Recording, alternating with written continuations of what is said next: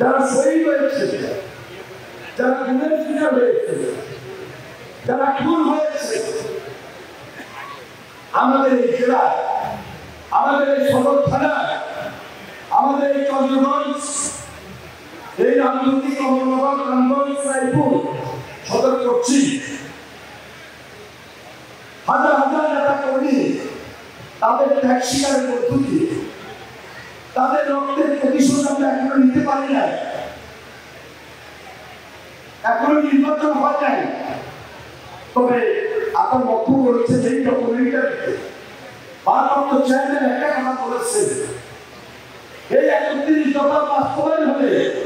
ওই রক্তের প্রতিশোধ আমরা নিতে পারবো ইনশাআল্লাহ। তাহলে আজকে ভারপ্রাপ্ত চেয়ারম্যান যারা তারেক রহমান বিদেশে আসছে, এই ৩১ দফা বাস্তবায়ন করার মধ্য দিয়ে আমরা একটা জাতীয় ঐক্যমত্যের সরকার নিয়ে আসতে পারি, যেখানে প্রথম বিশিষ্ট পার্লামেন্ট রয়েছে, নিচের পক্ষে নির্বাচিত প্রতিনিধিরা থাকবেন এবং উপর পক্ষে যারা নির্বাচিত হতে পারবেন না, শ্রেণীভিত্তিক বিভিন্ন রাজনৈতিক দলের নেতৃবৃন্দ সেই উপরের পক্ষে যখন বসবে তখন এটা একটা সহযোগিতামূলক অথবা ঐক্যের মধ্য দিয়ে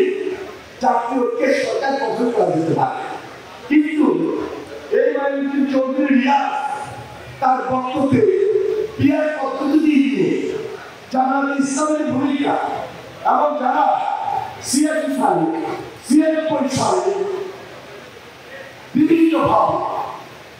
শুধু আমাদেরকে অসহযোগিতা করে নাই, পুরো জাতিকে অসহযোগিতা করেছে এবং